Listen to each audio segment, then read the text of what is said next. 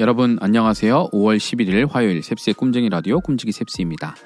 지난 주일과 월요일에 제 주변의 두 가정에서 출산을 하셨습니다. 만물의 생명력이 움트는 이 5월 봄에 두 가정에서 새 생명이 탄생하는 것을 보면서 다시 한번 생명의 신비를 느낍니다.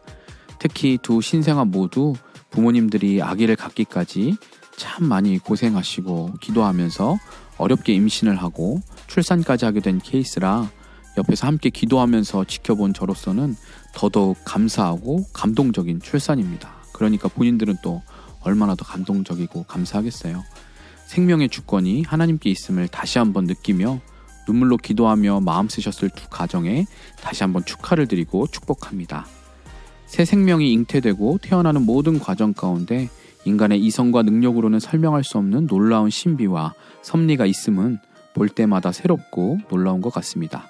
우리를 사랑하시고 구원하신 하나님의 은혜도 그렇게 신비롭고 놀라운 사랑입니다. 귀한 새 생명의 탄생으로 기뻐하며 하나님의 위대하심을 저절로 찬양하게 됩니다. 새 생명을 허락하신 하나님께 감사와 영광을 돌리면서 오늘의 꿈쟁이 라디오 시작하겠습니다.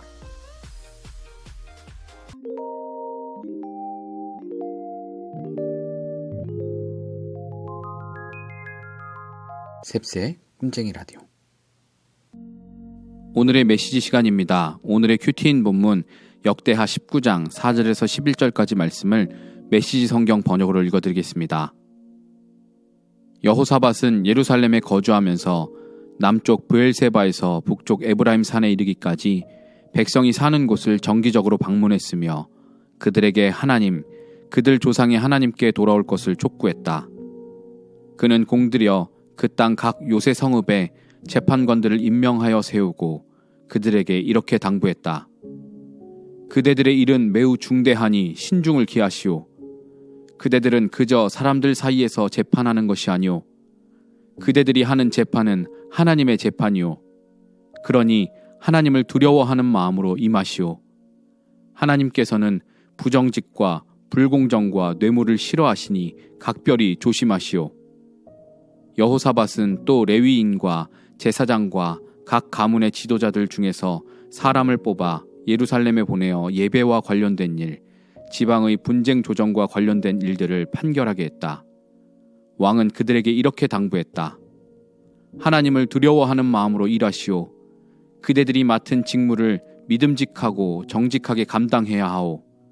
성읍 주민과 관련된 사건을 맡게 되거든 살인처럼 큰 문제이든 법 해석의 문제처럼 작은 것이든 상관없이 그들이 하나님을 상대하고 있음을 그대들이 책임지고 알려야 하오. 그 점을 그들에게 분명히 말해주시오. 그렇지 않으면 그대들이나 그들 모두가 하나님의 진노를 사게 될 것이오. 그대들이 이를 제대로 수행하지 않으면 그대들 역시 그들처럼 유죄 판결을 받게 될 것이오.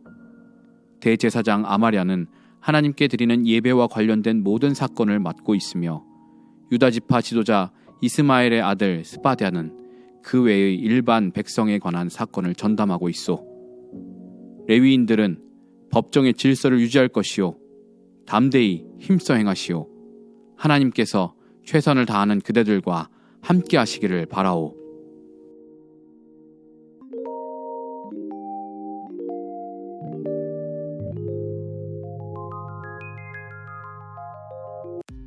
네, 이번 코너는 셉스의 명화 시간이죠. 셉스의 명화는 재미있게 볼 수 있는 영화나 한 번쯤 생각해 볼 만한 영화 등 다양한 영화 관련된 주제로 제가 영화를 여러분께 소개해드리고 추천하는 코너입니다. 오늘 소개할 영화는 최고의 판타지 영화라는 주제인데요. 최고의 판타지 영화. 여러분은 그 판타지 영화 하면은 어떤 영화 혹은 어떤 이미지가 떠오르시나요? 판타지라는 장르는 오늘날에는 많이들 영화로 제작되고 있죠. 그러나 과거에는 판타지 영화가 별로 없었을 뿐만 아니라 그 완성도나 작품성이 매우 떨어졌습니다. 왜냐하면 그 판타지라는 장르 자체가 현실과는 전혀 다른 세계와 그 세계의 모습을 그리기 때문에 특수 효과나 분장으로서는 표현에 한계가 있었기 때문이죠. 그러나 이 기술이 발전하면서 또 컴퓨터 그래픽이 발달하면서 거의 이 영화가 그런 부분에 있어서 아주 전무후무한 선구자 역할과 함께 족적을 남겼기 때문에 오늘날에는 그 부분이 이제 개척되면서 판타지 장르 영화가 이전보다 더 많이 그리고 더 나은 퀄리티로 만들어지게 되었습니다. 그래서 오늘 소개해드릴 최고의 판타지 영화는 바로 반지의 제왕입니다. 반지의 제왕. 저도 이 영화를 대학교 1학년 여름에 신학과 친구가 자기는 이 영화 나오면은 꼭 볼 거라고 그러면서 이 영화를 되게 설레하고 기다렸던 그 기억이 있는데요. 그러면서 저한테 이 영화 볼 거냐고 물어봐서 그게 뭔데? 반지의 제왕? 그게 뭐야? 저는 이제 사실 그때 처음 들었고 이게 원래 이제 소설이 원작이라는 것을 그때 처음 알았습니다. 그리고 그 해 2001년 마지막 12월 31일 마지막 날 그때 아마 우리나라에서 첫 개봉을 한 걸로 알고 있습니다. 대부분 많은 분들도 아시지만 반지의 제왕은 이 J.R.R. 톨킨이라는 작가가 쓴 판타지 소설 그것이 원작이고요. 이 소설을 실사화한 것이 반지의 제왕 영화입니다. 동명의 이제 소설이고요. 톨킨은 영국의 작가로 또 기독교 변증가이자 작가로 유명한 C.S. 루이스와 친구 사이로도 알려져 있습니다. C.S. 루이스는 또 다른 판타지 소설로 유명한 나니아 연대기 시리즈를 집필하기도 했죠. 네, 어떻게 하면 또 이렇게 엄청난 필력을 자랑하는 두 분이 친구인지 참 놀랍습니다. 반지의 제왕은 원작 소설처럼 총 3편으로 이루어져 있고요. 1편은 반지원정대라는 제목이고 2편은 두 개의 탑, 3편은 왕의 귀환이라는 제목으로 개봉을 했습니다. 국내에는 2001년부터 매년 12월에 각각 1편, 2편, 3편이 그렇게 개봉했습니다. 그래서 2001년, 2002년, 2003년 그리고 2017년에 한번 재개봉을 했었고요. 국내에서 올해에도 4K 리마스터링으로 재개봉을 하기도 했었습니다. 이 영화의 감독은 피터 잭슨이라는 감독이고요. 당시에는 그렇게 유명하지 않았던 감독인데 이 반지의 제왕이 엄청난 팬이라고 해요. 그래서 이 영화를 실사화하기를 간절히 원했지만 당시에는 이 영화를 제작하기 위해선 천문학적인 제작비가 들기 때문에 거기다가 이제 총 3편으로 이 영화를 제작하려고 하니까 제작사에서 사실 감당하기가 어렵죠. 그래서 그 처음에 맡았던 제작사에서도 3편으로 이야기했는데 2편으로 이야기했다가 안 되겠다 1편으로 줄여라. 결국에는 그래서 그 제작사와 결별하고 새로운 제작사를 찾아서 이 영화를 이제 제작한 뉴 시네마 라인 아마 맞을 거예요. 그 제작사로 바꾸면서 이제 영화를 완성하게 됐고 그 영화사에서는 2편이 뭐냐 3편으로 만들자 해서 결국에는 3편으로 만들었고 결과는 뭐 세계적인 아주 엄청난 흥행으로 이어졌습니다. 그리고 이게 흥행뿐만 아니라 사회적으로도 엄청나게 센세이션을 일으켰죠. 많은 유행을 낳고 국내에서도 그래서 수많은 유행과 패러디를 낳아서 뭐 골룸 막 패러디하고 이제 코미디언 분들이 막 그 당시에 나왔던 이 내용과 캐릭터들을 막 패러디해서 유명했었습니다. 당시에는 그 영화 제작할 때 흔치 않았던 이 3부작 시리즈를 거의 최초로 이 영화가 시도했다고 볼 수 있는데요. 18개월 정도를 뉴질랜드에 가서 로케이션을 가서 촬영을 하고 그 엄청난 분량을 이제 한 번에 다 찍어서 총 3부작으로 나눠서 이제 개봉을 한 거죠. 그래서 처음에는 이게 굉장히 새로운 개념이어서 아니 영화를 찍어놓고 왜 1년마다 그걸 나눠서 보여주지? 어떻게 기다리지? 뭐 이런 생각을 했었던 기억이 있습니다. 이렇게 그 엄청난 분량을 찍고 이제 계속 편집을 하면서 첫 번째 편을 이제 개봉하고 그 다음에 두 번째 이렇게 나눠서 개봉을 했습니다. 이 영화는 판타지 영화이기 때문에 더더욱 이 스케일이 참 엄청났는데요. 현실에 없는 세계를 그리는 것이기 때문에 사실 이 세계를 보여주고 이 세계를 설명하려면 시간이 엄청나게 걸리기 때문에 스케일도 크고 시간도 참 오래 걸려요. 그래서 한 편당 거의 3시간에 가까운 그런 분량이고 그리고 당시에는 또 그 분량도 너무 길어서 누가 영화관에서 영화를 3시간이나 보냐 이런 이야기까지 했었는데 뭐 감독판 보면은 사실 잘려나간 장면들도 꽤 많아요. 그래서 감독이 이야기하고 싶은 내용은 사실 더 많은데 많이 편집을 한 거죠.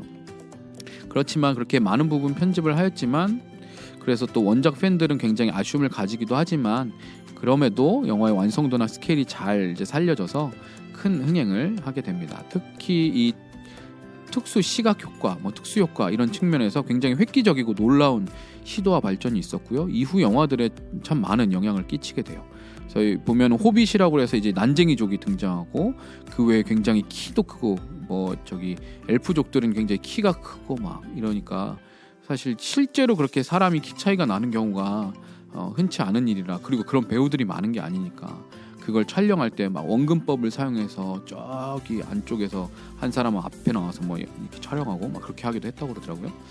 이 반지의 제왕은 스케일이 사실 워낙 커서 제가 여기서 막 세세하게 설명하고 그 내용을 다 이야기해드리고 하기는 너무 어려워요. 그러나 이 톨킨이라는 작가가 이거 한 가지 이야기 드릴 수 있는 건, 톨킨이라는 작가가 C.S. 루이스랑 친했다고 했잖아요. 이제 이분도 크리스찬인데 크리스찬으로서 자신의 어떤 신앙관과 가치관이 이 작품에 투영되었음을 우리가 이 영화의 내용이나 원작 소설을 보시면 우리가 생각하고 추측해 볼 수가 있습니다. 이 영화가 개봉될 때까지만 해도 판타지가 비성경적이다, 반기독교적 문화다라고 그렇게 치부했었지만, 소설 원작이나 영화에서 그리는 것처럼 여기 보면 굉장히 참 교훈적이고 성경적인 포인트들이 있어요. 결국엔 이 영화에서 그 절대 반지를 파괴하는 게 바로 가장 보잘것없는 난쟁이족인 호빗의 프로도라는 그 호빗이 결국 절대 반지를 파괴하죠. 그래서 이런 것에서 하나님께서 사람을 통해서 일하시고, 또 하나님께서 인간의 몸으로 우리를 구원하신 것처럼 그렇게 연약한 사람의 몸을 사용하셔서 일을 이루시는 것, 사명을 이루시는 것, 이런 의미들이 또 투영되어 있다고 볼 수도 있고, 또한 그 과정 가운데서 이 프로도가 끝까지 이 사명을 감당할 수 있게끔 옆에서 돕는 샘이라는 친구가 있어요. 샘이라는 호빗이 있는데 이렇게 서로를 돕고 세워줘야 된다라는 것들을 어떻게 보면 교훈적으로 보여주기도 하고, 반지 원정대라는 그 공동체가 구성이 되는데 절대 반지를 파괴하기 위해서, 그리고 그 반지를 운반하기 위해서, 안전하게 운반하기 위해서 모든 그 중간계의 모든 종족들이 같이 모여서 대표들이 반지 원정대로 참여하게 되는데, 그 공동체가 동일한 사명을 성취하기 위해서 서로 다르지만, 그렇지만 서로 그래서 막 다투기도 하고 서로 막 이렇게 시기하기도 하고 반지를 탐내기도 하지만, 그러나 결국에는 서로 희생하고 화합하면서 나아가는 것, 이 공동체의 중요성을 보여주기도 하고요. 그리고 악은 반드시 패배한다라는 아주 대주제, 이거 역시 담겨져 있고, 인간의 끝없는 그 탐욕을 상징적으로 보여주는 게 바로 이 절대 반지고, 그 절대 반지가 어떤 누가 돼야든지 간에 거기에 대해서 집착하게 되고, 그래서 막 그것을 갖고 싶어하는 것들이 막 보여지게 되죠. 그리고 그 결정체, 그런 어떤 인간 본성의 탐욕의 결정체의 모습으로 캐릭터가 스미골 골룸이라는 그 캐릭터로 보여지기도 하고요. 많은 부분이 참 신앙적으로도 생각해볼 만한 내용들이 담겨 있습니다. 마지막으로 한 가지 비하인드를 말씀드리자면, 이 영화가 미국 아카데미 시상식에서 상을 받아요. 근데 보통 미국 아카데미 시상식은 이런 판타지 영화를 굉장히 좀 하찮게 여기는 그런 분위기가 계속 있어 왔습니다. 영화계에서는 오히려 더 높은 평가를 받는 스타워즈 같은 SF 장르에 비해서 사실 이 판타지 영화는 그 전까지는, 이 반지의 제왕 전까지 굉장히 찬밥 신세였습니다. 사실 완성도 있는 영화가 나오지 않기도 했었고요. 그러나 이 반지의 제왕은 1편 반지 원정대에서 시각 효과상, 촬영상, 분장상, 음악상 4개 부문, 그리고 2편 2개의 탑에서 시각 효과상과 음향 편집상 2개 부문을 수상하고, 완결편인 3편 왕의 귀환에서는 무려 11개의 아카데미상을 수상하게 됩니다. 상대적으로 영화계에서 더 높은 평가를 받는 SF 장르는 사실 작품상을 단 하나도 받지 않았다고 해요. 근데 그거에 비하면 사실 이 반지의 제왕, 판타지 장르라는 영화에서 이 반지의 제왕이 엄청난, 어떻게 보면 족적을 남긴 거죠. 아카데미 시상식에서 3년 연속 작품상 후보에 오르긴 했었지만 작품상은 왕의 귀환만 받게 되었습니다. 그러니까 판타지 영화가 거의 어떻게 보면 처음으로 이런 작품상을 받는 거죠, 아카데미에서. 1, 2편은 최종 완결된 형태가 아니라서 시각 효과상이나 촬영 부분 등 기술 쪽 상만 주었고, 마지막 3편에서 상을 몰아주기 위한 의도가 아니었나라고 이렇게 추측들을 한다고 하네요. 3편이 이제 어쨌든 마침표니까 거기서 사실은 그동안 주지 않았던 다양한 상들을, 아주 중요한 주요 상들을 주는 거죠. 그래서 왕의 귀환에서는 아카데미 작품상, 감독상, 각색상, 편집상, 미술상, 의상상, 분장상, 음악상, 주제가상, 시각효과상, 음향상 11개 부문을 수상을 했고요. 음향 편집상과 촬영상을 제외한 모든 부문에 노미네이트 되었고 노미네이트된 11개 부분 모두를 수상한 것입니다. 이 기록은 영화 역사상 가장 많은 아카데미상을 받은 영화 2개인 배너와 타이타닉과 동일하게 역대 최다 관왕 기록을 갖고 있습니다. 아카데미에서 11개의 상을 받은 영화가 그래서 이렇게 3개인 거죠. 그래서 반지의 제왕 이 트릴로지가 받은 누적 아카데미상이 총 17개라고 합니다. 그래서 시상식 후에 제작진들과 배우들이 모여서 축하 파티를 하면서 모든 받은 트로피를 다 하나의 테이블에 올려놓았는데 테이블이 좁을 정도였다고 합니다.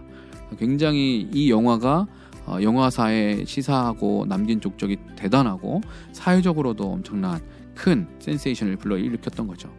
제가 이 영화에서 꼽는 최고의 명장면은 아무래도 이 웅장한 대서사시의 영화이다 보니까 전투씬을 꼽게 되는데, 마지막 그 왕의 귀환 편에서 왕의 후계자인 아라곤이 유령 군사들을 이끌고 와서 전투에 아주 상대적으로 열세였던 그 군사 이 숫자를 뒤집는, 그래서 전투를 벌여서 전세를 뒤집는 바로 그 장면인데요. 그 전투가 마지막 전투는 아니지만 왕의 귀환이라는 그 3편의 제목의 의미를 잘 보여주는 것처럼 아라곤이 그렇게 왕의 어떤 그 권위를 가지고 그 유령 군사들을 끌고 오고 전쟁을 이끌어가는 그런 장면이 아주 멋있게 그려집니다. 어쨌든 이 반지의 제왕은요, 꼭 한번 보시기를 추천을 드립니다. 영화적으로도 의미가 있고 영화가 주는 어떤 교훈이나 어떤 신앙적인 어떤 철학적인 고민할 수 있는 부분들도 그렇고요. 굉장히 볼만한 영화인 것 같아요. 한 시대를 풍미한 영화라고 할 수 있는 대작인데, 여러분도 한번 반지의 제왕 보시고 여러분의 감상과 생각을 유튜브 댓글로 남겨주시면 감사하겠습니다. 또 여러분이 추천하는 영화도 알려주시면 함께 이야기 나누도록 하겠습니다.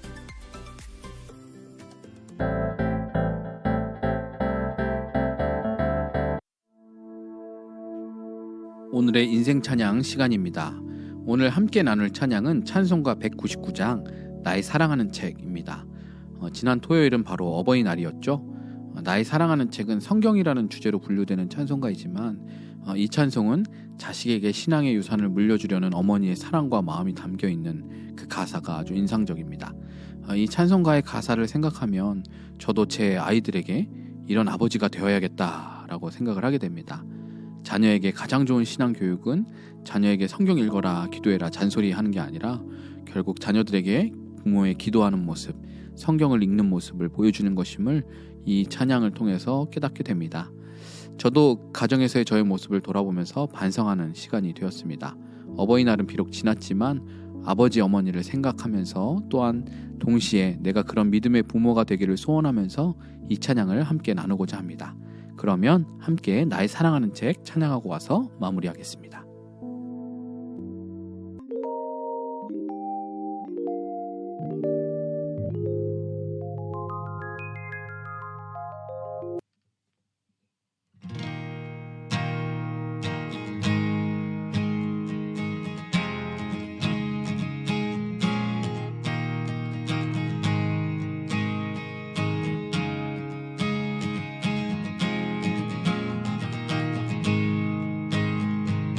사랑하는 책 비록 헤어졌으나 어머니의 무릎 위에 앉아서 재미있게 듣던 말 그때 일을 지금도 내가 잊지 않고 기억합니다.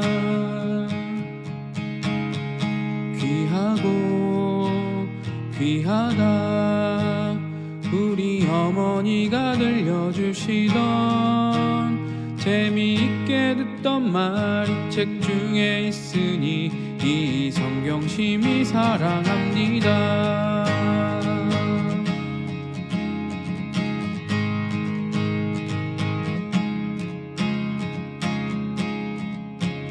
옛날 용맹스럽던 다니엘의 경험과 유대 임금 다윗 왕의 역사와 주의 선지 엘리야 바람 타고 하늘에 올라가던 일을 기억합니다.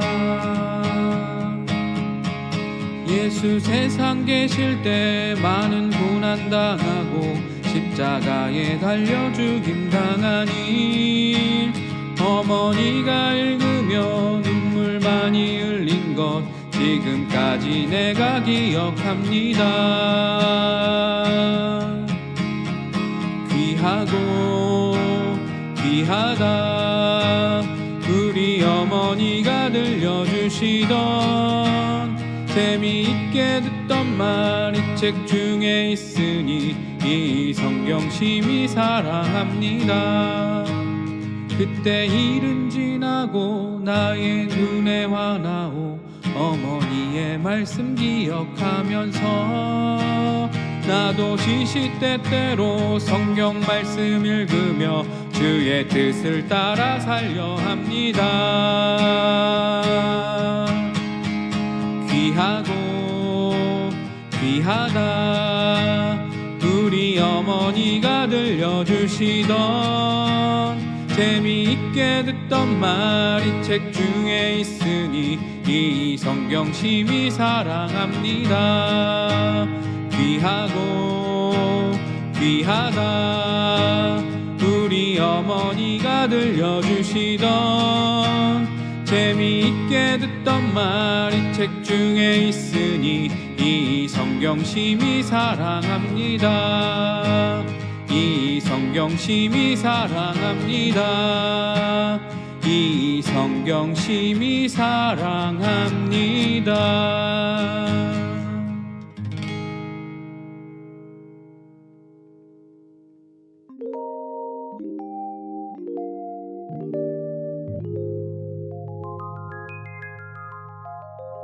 셉스의 꿈쟁이 라디오.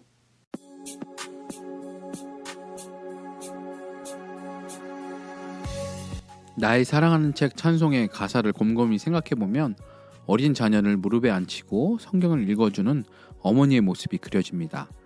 찬송을 부를 때는 이상적이고 아름다운 모습으로 생각되지만 사실 이것을 내 현실의 삶 가운데 내가 그렇게 실천하기란 참 쉽지 않습니다. 집에서든 누구든 편하게 흐트러지고 싶고 내 본연의 모습이 드러나기 마련이죠.